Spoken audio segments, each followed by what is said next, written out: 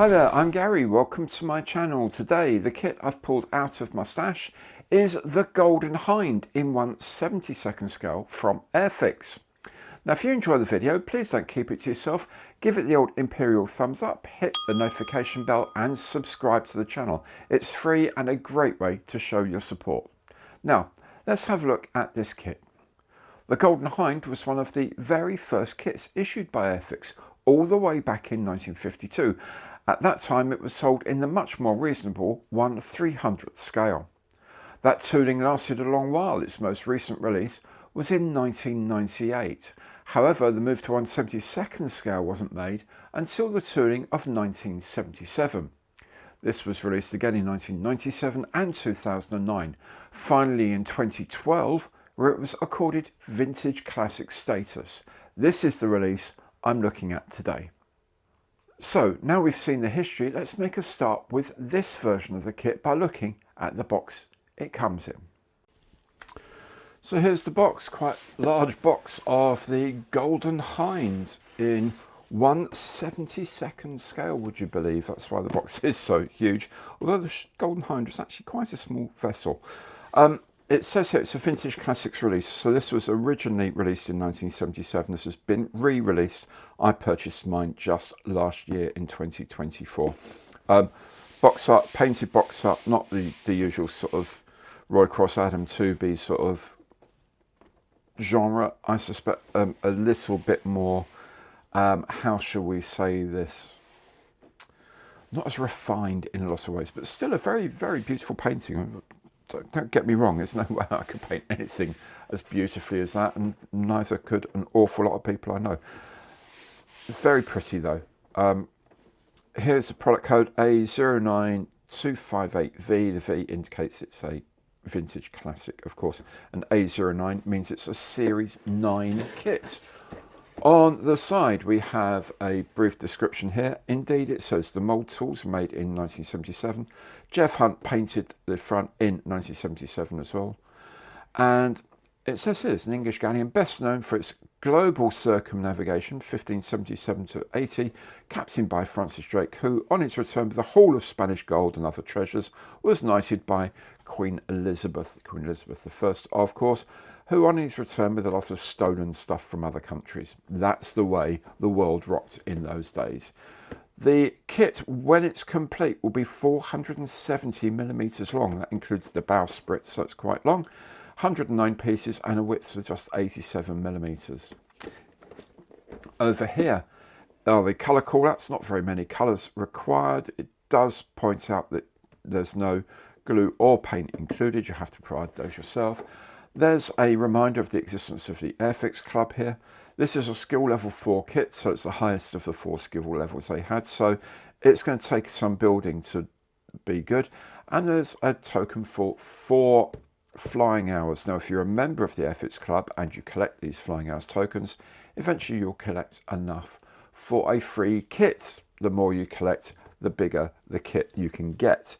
If you're not in the AIRFIX Club, or you are in the AIRFIX Club and don't really care about these, do please consider giving these tokens to Models for Heroes. A link to this excellent charity is in the information box below. Okay, let's have a look inside this rather capacious box and see what we get for our money. Okay, open this up. And we'll see this sort of tan coloured plastic, a big bag with lots and lots of parts. Oh, there's even some little crew figures, how nice. So lots of plastic parts in here, all in one big box. There's some vac form sails here that are a little bit battered, but we'll do something with those. Just heat them up very gently with a hairdryer and pop those back. And then there's an instruction sheet and of course some flags, all very pretty. Let's have a look at all these bits in a bit more detail.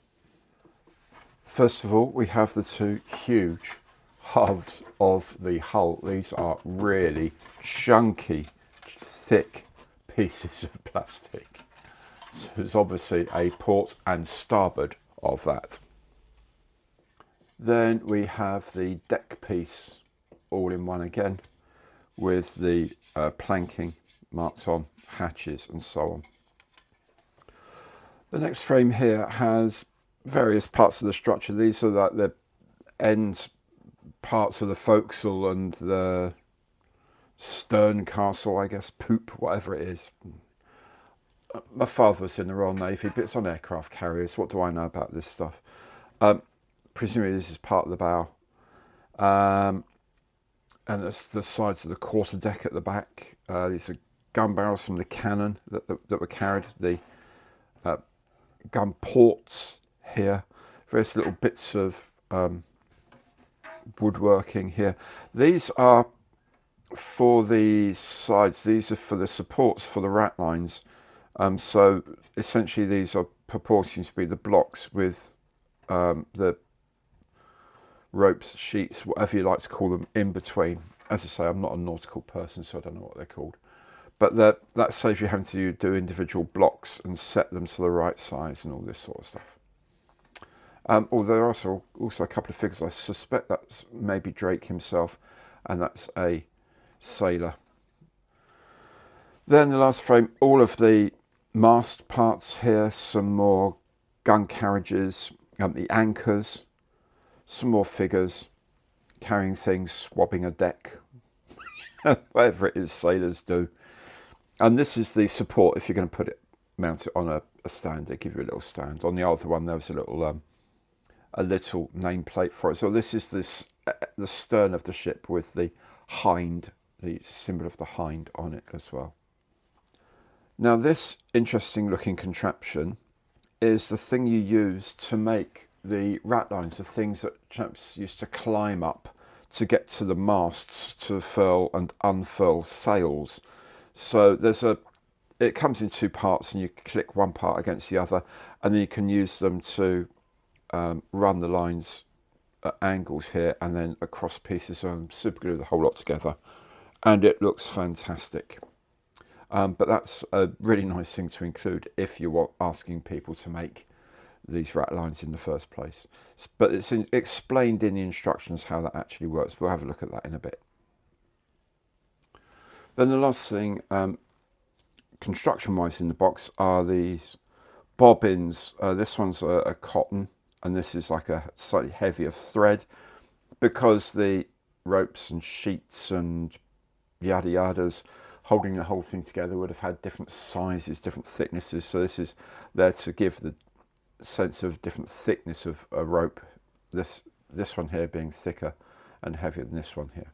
But it looks like there's plenty of it. There is also this vac form sheet for the sails. It's got a little battered in the box. I'm assuming we can either use, you can probably get sets of thin fabric to replicate these, or we can somehow pop that out so it looks a bit more full. We'll eventually, when I get around to making this thing, I'll see what I can do with that.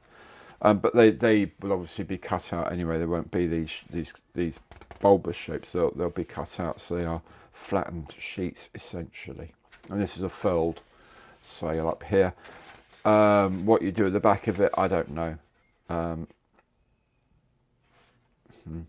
It's a bit of a moot point how you display the interior of a furled sail. I would imagine you tie some lines around here as well to make it look like the lines that they use to furl up the sails with. Anyway, that's a sheet of vac form for all of the sails.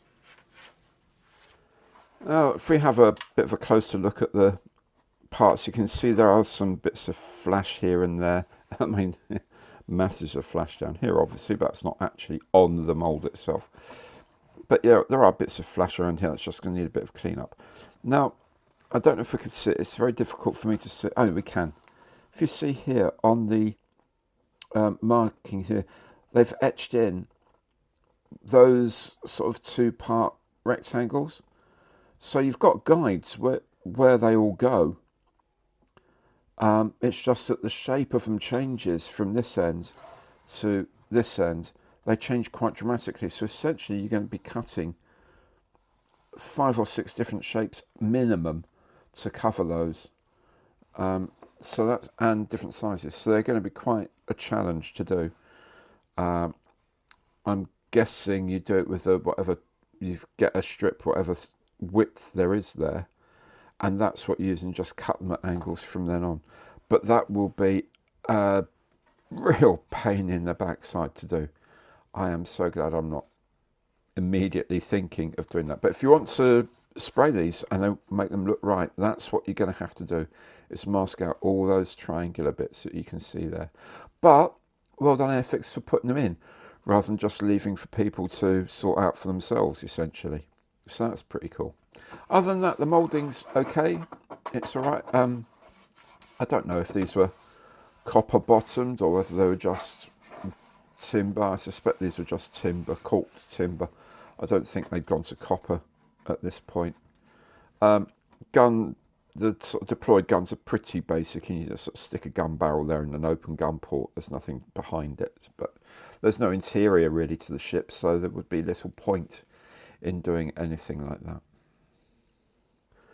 And again, if we're looking at around the place, there is some flash here around the basis of these masts. The figure moulding here is not of the best, I will say right now.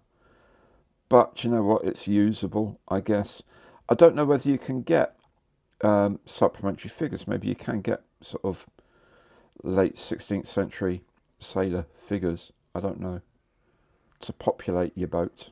But there we are. The moulding's okay, but with bits of flash here and there, but it's a vintage classic, so that's what's going to happen, I suspect.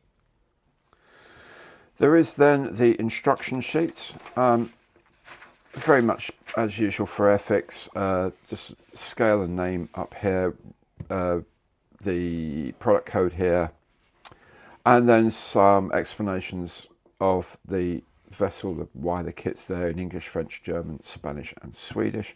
No sort of large amounts of statistics about the ship, because not an awful lot is known about it, since it broke up and was never, I don't know if it's ever been found exactly. Some basic assembly instructions in here, some translations of the icons into many languages, about a dozen different languages, and then the instructions. The instruction drawings tend to be from an earlier era, maybe even from 1977, and then they just put in a few sort of modern bits of typography to look sharper and cleaner, and to work the modern way, as it were, with these little corner things. As you can see, the hull is pretty simple, 2 sides and a deck, and then the end of the various bits and pieces of building.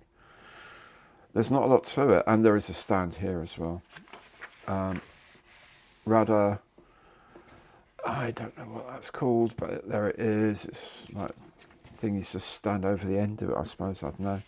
The cannon, anchors, and then we start all the other bits and pieces, where to put them all. These are the bits that hold the base of the ratlines, if you remember. The rigging, details of the rigging, how the sails sit and so on. The characters you can put where you like. And then a description of how to build all of these lines. And it's all on here. How many vertical threads there are, what vertical notches you use, the horizontal notches, how many threads there are, where you start, when you finish. It's all written there. It's not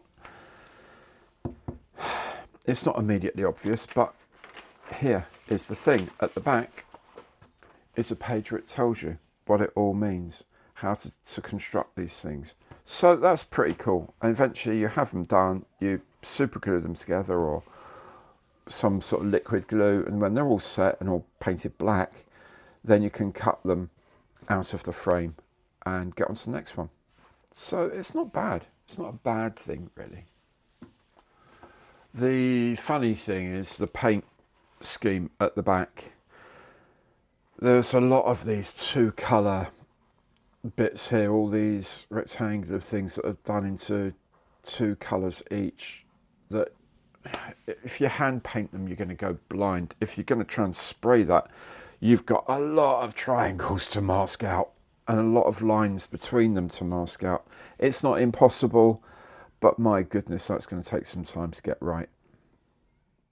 There's no decal sheet as such, but there are 3 flags standards that can be applied, and these are peel-off self-adhesive ones that just wrap around the relevant line or flagpole or staff, whatever you got, and stick to themselves.